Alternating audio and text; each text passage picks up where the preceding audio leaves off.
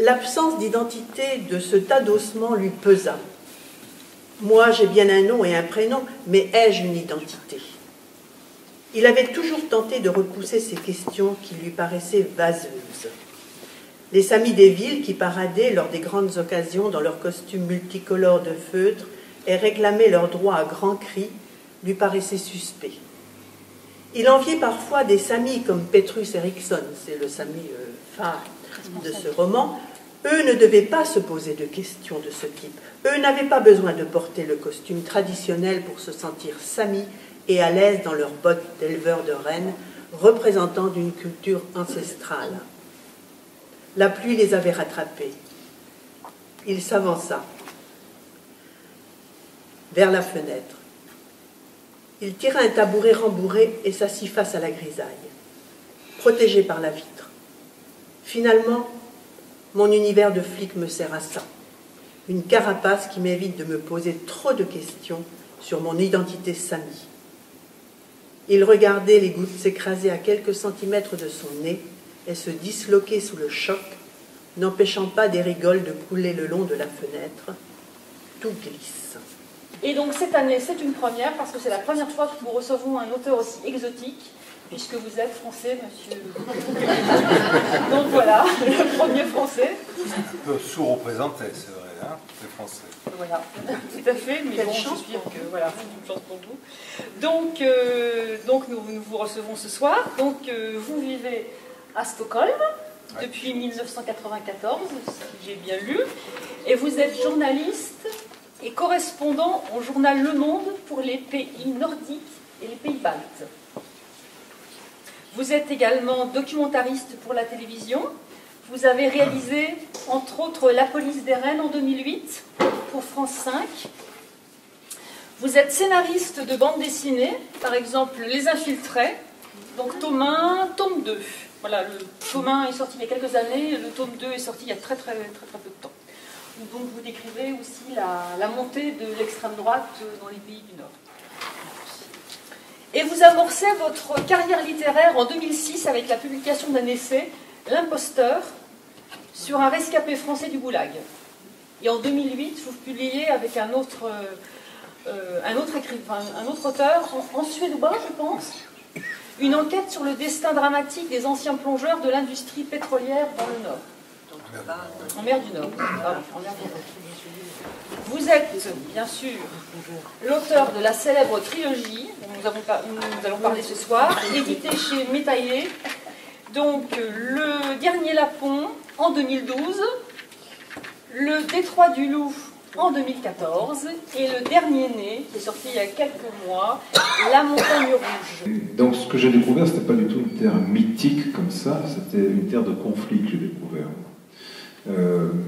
Et de fait, et ensuite, ça m'a, je pense, marqué, influencé, parce que j'ai jamais réussi à voir justement la Laponie depuis 20 ans. J'ai jamais vu le côté imagerie d'Épinal de la Laponie, parce que j'avais toujours en tête justement que la Laponie, c'était des gens qui se battaient, qui se faisaient des procès, qui s'insultaient, avec des histoires qui traînaient depuis des décennies parfois. Et puis j'ai commencé justement par le biais de ce procès à découvrir tout ce qu'il y avait de compliqué dans l'histoire de la Laponie, dans l'histoire des Suédois aussi, et dans leurs relations, puisque dans cette partie-là de la Laponie, on est vraiment en marge de la Laponie. Alors, dans le Dernier Lapon et le Détroit du Loup, on est comme vous disiez, dans la partie extrême nord de la Laponie, dans une région qui n'est pas contestée. C'est des territoires lapons et personne ne vient contester aux Lapons le fait qu'ils étaient là depuis des temps immémoriaux. C'est différent dans cette zone de la Laponie du Sud, qui est une zone de fait où les Suédois, les descendants des colons suédois disent non, les Lapons sont venus tardivement, c'est eux qui sont venus empiéter sur nos terres et ils n'ont rien à y faire.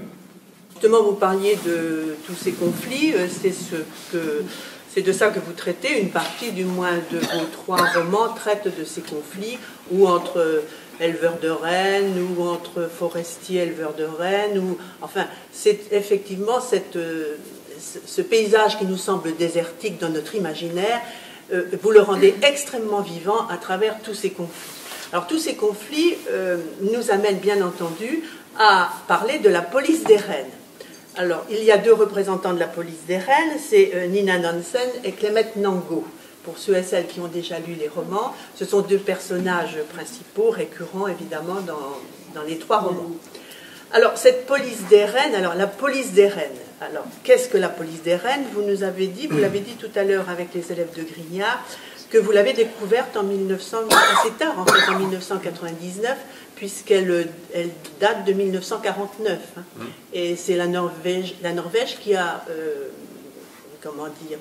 initié cette police des rennes. Alors pouvez-vous nous en dire un petit peu plus? Je sais que vous l'avez côtoyé, vous avez aussi, j'allais dire navigué, c'est pas trop le terme, mais ça revient à ça, à travers tout cet immense territoire. Oui, donc c'est une police qui est créée en Norvège et qui n'existe qu'en Norvège d'ailleurs. Je racontais des histoires un peu dans les bouquins, je suis désolé pour ceux qui y ont cru, mais c'est une police qui n'existe qu'en Laponie norvégienne. Moi, pour les besoins de ma narration, j'ai étendu les prérogatives de cette police à la Laponie suédoise et la Laponie finlandaise. Mais cette police est créée en 1949, à la fin de la Deuxième Guerre mondiale. La Norvège, comme vous le savez sans doute, était occupée par les Allemands. Sous l'avancée des Soviétiques à la fin de la guerre, les Allemands pratiquent la politique de la terre brûlée. Et donc, il n'y a plus grand-chose à manger dans le coin. Et les gens, ils volent des rennes, tout simplement, pour bouffer. Donc au bout d'un moment, les éleveurs de rennes en ont un peu marre.